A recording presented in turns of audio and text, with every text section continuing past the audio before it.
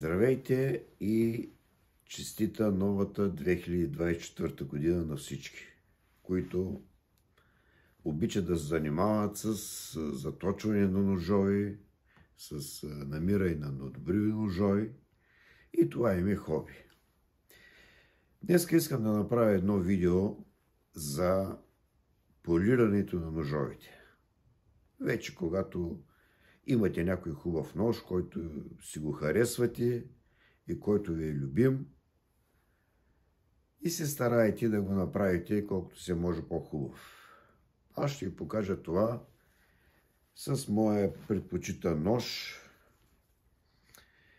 който е българско производство на фабриката Терна в Велико Търново. Купувал съм го 1986 година. Значи, тия ножови бяха серия от 3 ножа, като най-големия нож е небезизвестният нож с дръжка във форма на меча глава, ловджийски нож. Той така е и известен. Този нож беше средния от серията и имаше един с подобна форма, с по-малки размери. Стоманата е по германски един, означение M1.4116. Тази е много разпространена ножова стомана. В момента се използва много широко от производство на ножови. Също ножарските фабрики в град Солинген, Германия, използват. И ако сега ножа изглежда до някъде така добре, то е, че с него съм си играл, може би, около 1 или 2 дена, за да го полирам. Това, което днес искам да ви покажа. Искам да ви покажа вида, в който този нож беше. Оригинално има хубава кания. Дръжката съм е сменял, защото оригиналната дръжка беше от подобна пластмаса, която се разпадна. Вижда се следите от грубите заточвания, които съм му правил тогава, както и дори следи от заточване на шмиргел.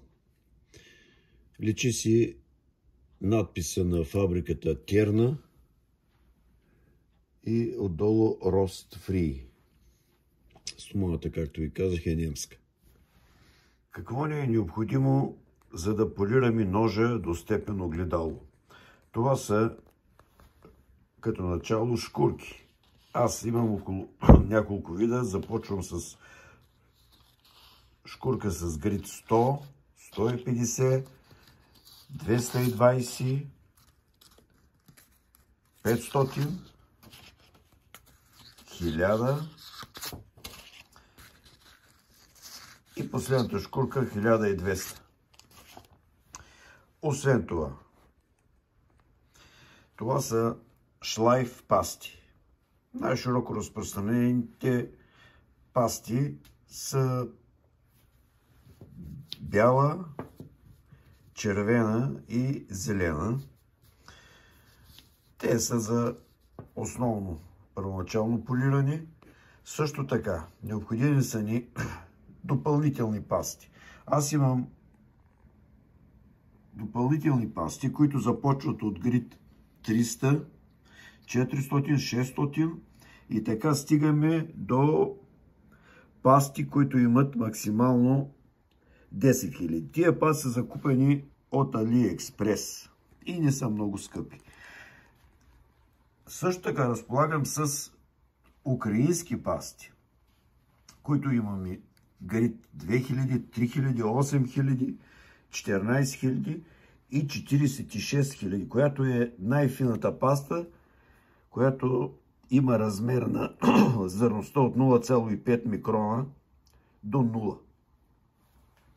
Допълнителните неща, които са необходими. Едно парче от ето такава пластмаса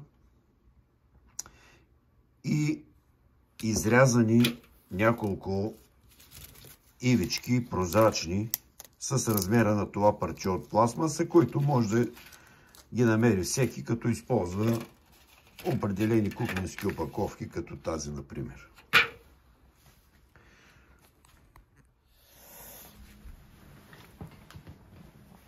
Искам да ви покажа два вида на полиране на ножовете. Единият начин, това е ръчен начин. Ако нямате никаква механизация, никакви уреди, това може да се постигне и с изцяло ръчна работа. Но държа да ви предупредя, че е доста трудоемко. За да си облегча работата, аз лично ползвам машинка за шлайфане на коли. Каквато всеки може да намери, и за полиране, машинка за полиране най-вече на коли. За тази машинка за полиране се купуват кечета, като аз имам около 5 кечета, което за всяка паста сменям едно кече, за да не меся грита на пастите. Да започвам. Така, тъй като този нож е преминал през този етап на ръчната подготовка, аз ще ви покажа с един друг нож. Взема се най-едрата шкурка, с която разполагате. Това зависи и от ножа, доколко е груб. Взема се парченцето пластмаса. Слагаме шкурката така. И се започва полиране на ножа с шкурката. Кървината на ножа се засилва. И използвате и последната шкурка, която имам. Аз използвам последната, която имам. Тя е 1200. След като приключим с шкурките, идва ред на пастите. И сега ще ви покажа как се използват пастите. Работа по ножа с следния по размер шкурка и искаме да използваме шлайф пасти, с които разполагаме. Взема се парченцето пластмаса и тънката ивичка, която ви казах да си отрежете от опаковки на кухненски продукти. Слага се около размер колкото грахово зърно, по принцип. От пастата, която има най-малък грит, в моя случай най-едрозърнаста паста е с грит 300. За по-добра работа се използва капка масълци, газ или онова средство за развиване на по-лесно развиване на ръждясали болтови, ако го имате. След като сме поставили капчица масълци, слагаме си пастата върху ножа и започваме да шлайфаме.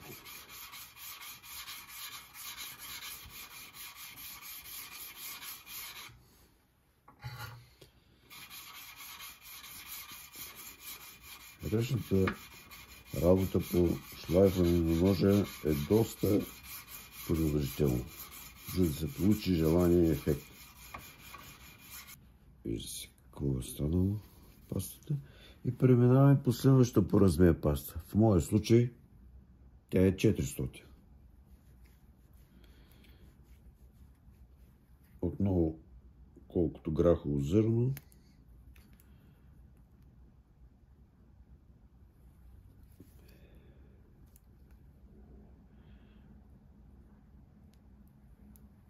Така.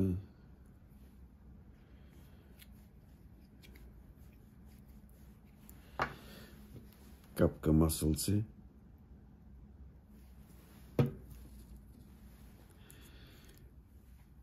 И започваме.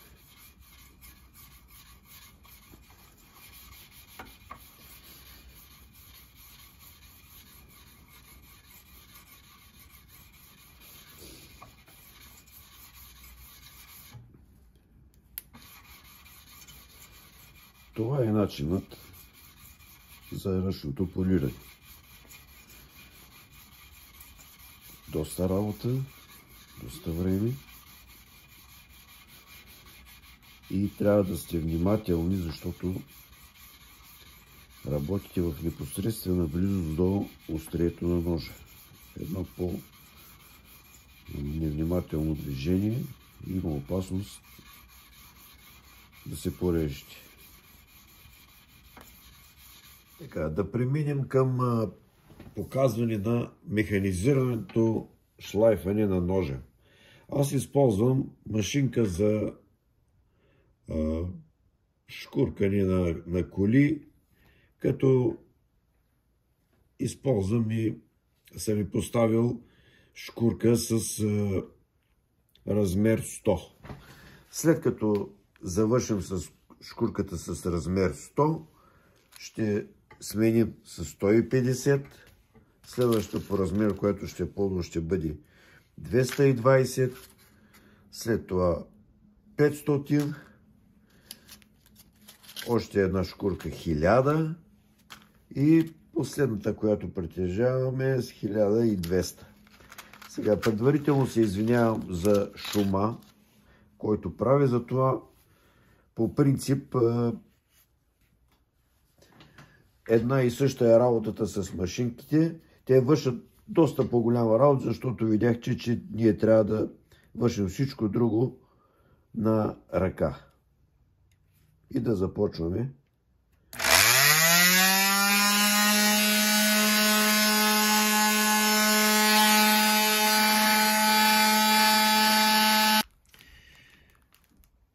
Така, с този нож съм преминал предварително всички етапи за използване на шкурка и шлайфане на ножа. И сега предстои последния етап на механизирането. След като сме поставили полироващо кече на полираща машина, поставяме и шлайф паста, диамантина шлайф паста, която е с размер от 5 до 7 микрона на частиците, които се приравняват на грид 3000 на ножа.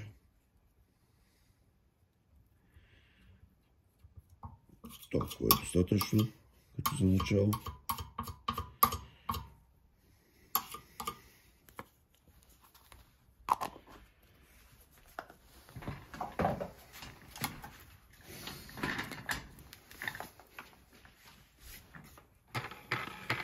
Започва се бавно.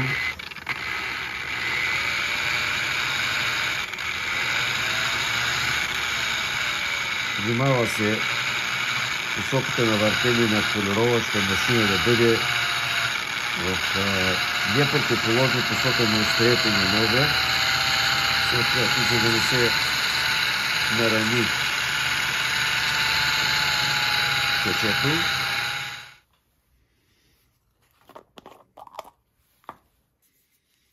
Това е леко жълто-зелен цвят на тая паста.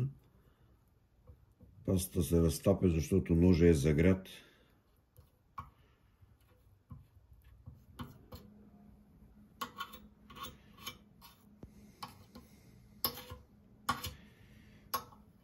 И сменил съм кечето на машинката.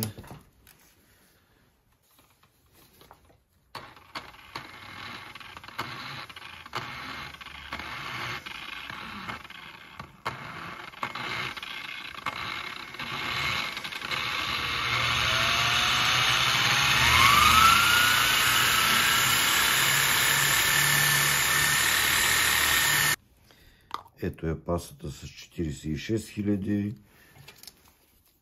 Гри на цвят. С чиста ножка ще вземем и ще поставим върху ножа. Той, понеже е горещ, ще се разтапя веднага.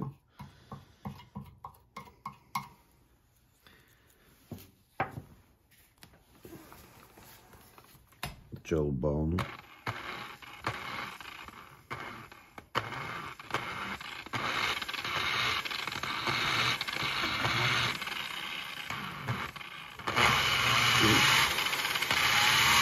Работи.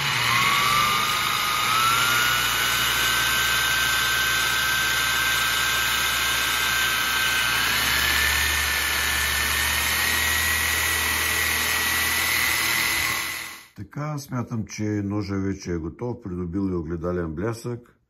Може би се вижда как работи като огледало след тази паста. Да погледнем и другата страна как изглежда. Напълно аналогично. На този нож утре ще му поставя дръжката, съответно и нея ще излъскаме. И смятам, че този нож, който мен много ми харесва и е българско производство, вече заслужава една заслужена почивка. След това ще му направим и едно заточване на конвекс. Това е, ще ви го покажа как ще стане, с минимален градус. Няма да се образува строго изразен режещ тръп, но при всички положения ножа ще реже много добре.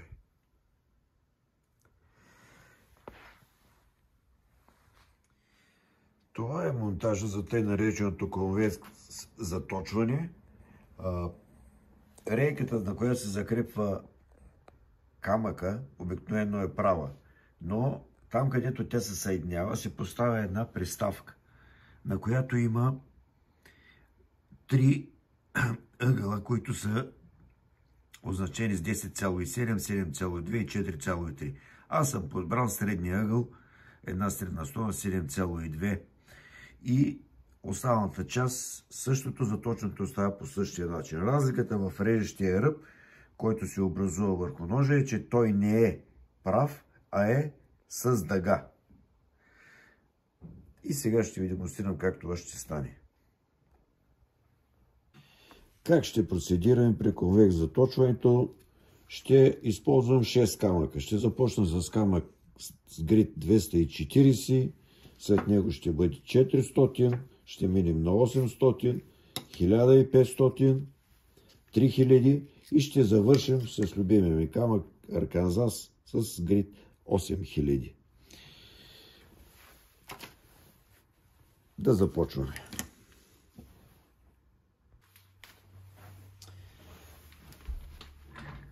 Това е същността на конвекса.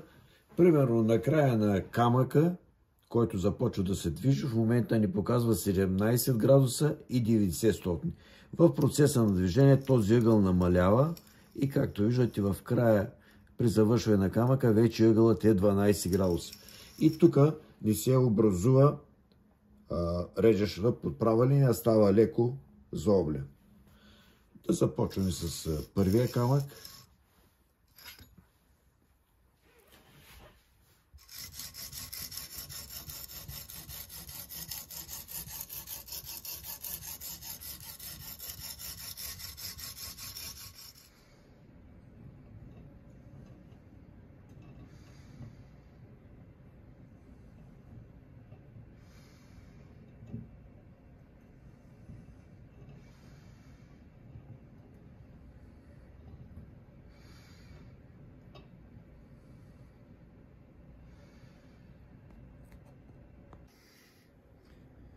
Така изглежда ножа, полиран до степен огледало, наречено от мен Дълбоко езеро. Доста работа, но се струва. Приятен ден и успех на всички!